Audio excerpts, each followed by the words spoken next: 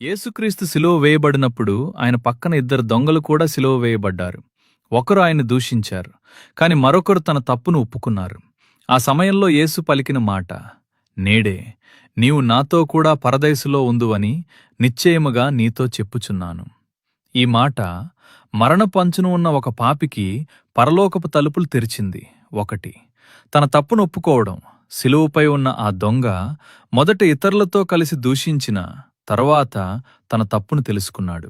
మనకైతే ఇది న్యాయమే, ఈయన ఏ తప్పు చేయలేదు అని పలికాడు. రక్షణకు మొదటి మెట్టు మనం పాపులమని ఒప్పుకోవడం.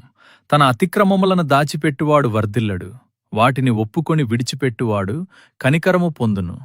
సామెతలు 28:13. 2. యేసు రాజ్యాధికారాన్ని గుర్తించడం.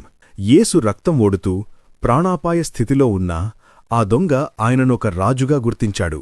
ప్రభువా, నీవు నీ రాజ్యములోనికి వచ్చినప్పుడు నన్ను జ్ఞాపకము చేసుకొనుము అని అడిగాడు. ఆ సమయంలో అదొక గొప్ప విశ్వాసం. నీ నోటితో యేసు ప్రభువని ఒప్పుకొని నీ హృదయమందు విశ్వసించిన ఎడల నీవు రక్షింపబడదువు. రోమీయులకు 10:9. యేసు నువ్వు బాప్తిస్మం తీసుకోలేదు అనలేదు, లేదా నీ గతాన్ని మార్చుకో అనలేదు. కేవలం విశ్వాసాన్ని చూసి నేడే టుడే నీవు పరదైసులో ఉంటావని వాగ్దానం చేశారు.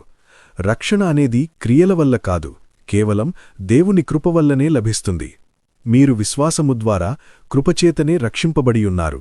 ఇది మీవలన కలిగినది కాదు, దేవుని వరమే. ఎఫెసీయులకు 2:8.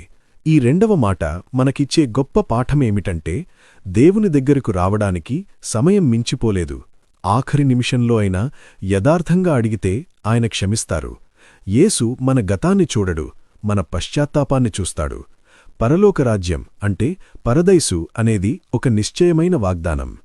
ప్రభువా, ఆ దొంగవలే మేము కూడా మా తప్పులనొప్పుకొని మీ రాజ్య నిరీక్షణలో జీవించేలా మాకు సహాయం చెయ్యండి.